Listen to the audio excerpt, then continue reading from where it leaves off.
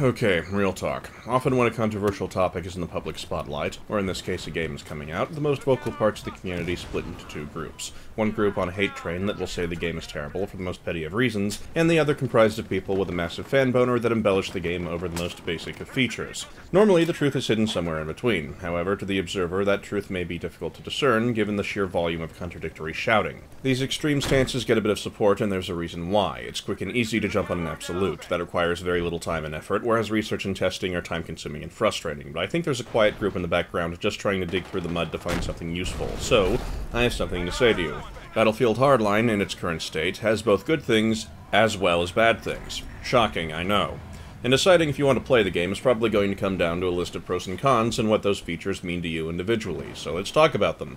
Presently, the game is scheduled for release on March 17th. That's a little over 5 weeks away. The game is in open beta, but with only 5 weeks, that's not much time to change things. Don't get me wrong, I see the value in stress testing the product on public hardware before launch and making last-minute changes to make sure things run smoothly, but some people use that to wave away any and all problems. Hardline has several general improvements that make everyone's lives easier. The most obvious of these are that revivable teammates now have a progress circle for how much time is left, capture point radii are shown on the minimap, UI customization seems to be stalwart, and there's custom class slots to ease the sluggishness of Battlefield's interface. However, spawning at a base in Conquest can plop you right next to several enemies, the taser is still buggy, elevator doors have new bugs, C4 hit detection is wonky, I've noticed X-Files level strangeness with sniper rifles, destruction is bipolar, friendly deployables can be crushed with medkits, and I have several gripes about the game where actions take a frustratingly long span of time, and those are just the issues I've seen personally. I'm sure if I went to the Hardline Reddit, I'd find more. The main reason I quit Battlefield 4 was because its various issues made it feel like the game was not providing me with an enjoyable experience without frustration within a reasonable time frame, so I eventually quit the game in favor of the then-new Titanfall. Titanfall also had problems, and I complained about its matchmaking often, despite clearly benefiting from that weakness, but at least it rarely crashed and didn't go out of its way to frustrate me. For someone with my preferences and time constraints, this was a deal-breaker. If these problems remain in Hardline, I can see myself getting very annoyed.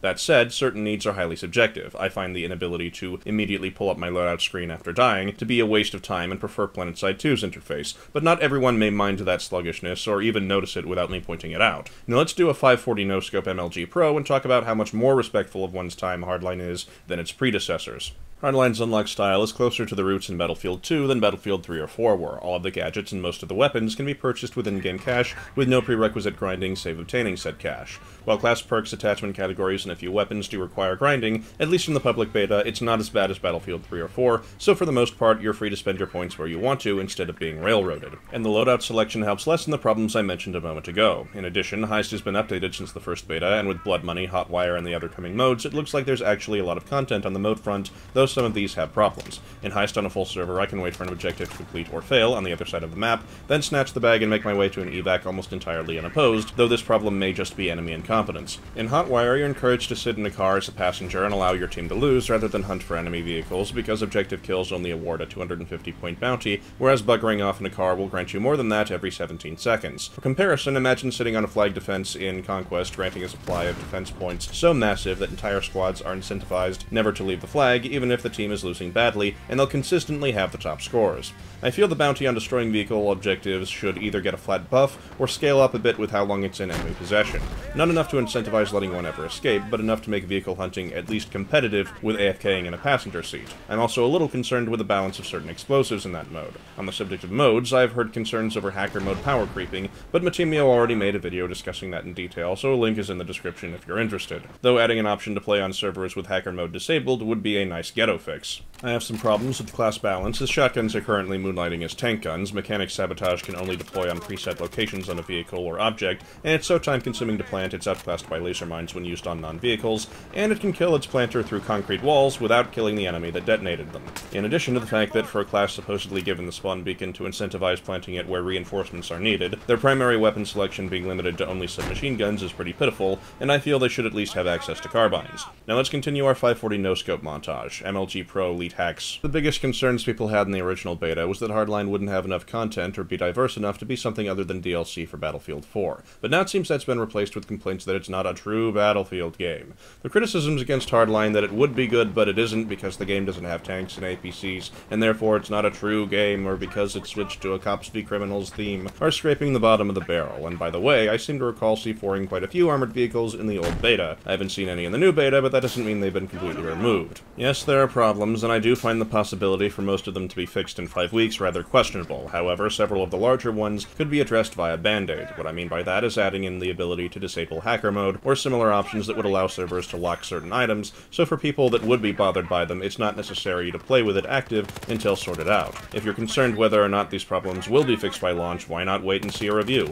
Are you being forced to pre-order? We're in the digital distribution age. They're not going to run out of copies. And if you're not in North America, the reviews will probably come out before the game does. There are many YouTubers, myself included, who will be producing content on day one, and you'll most likely have all the information you could want to decide on if it's a good buy within the first 24 hours. Presumably, Angry Joe, Total Biscuit, Frankie P, Matinio, Stone Mountain, and numerous others will all have things to say, good or bad. Pick a few people you like, and check the facts. You're supposed to judge a game on its merit, and if it'll be enjoyable for you to play. Hardline's differences in content are significant enough for at least a fair chance to be judged on launch day. The game doesn't deserve all the hate it's getting, nor the grandiose claim that I also often encounter that classes are perfectly balanced and every mode is awesome and functioning fine, because that's not true either, at least not in my opinion. If all of the problems I mentioned are untouched on launch day, I'll probably have some bad things to say. Likewise, if I find new massive flaws in the game modes or equivalent issues, I'll probably have more bad things to say, and that will likely weigh heavily on my pros and cons list and final recommendation.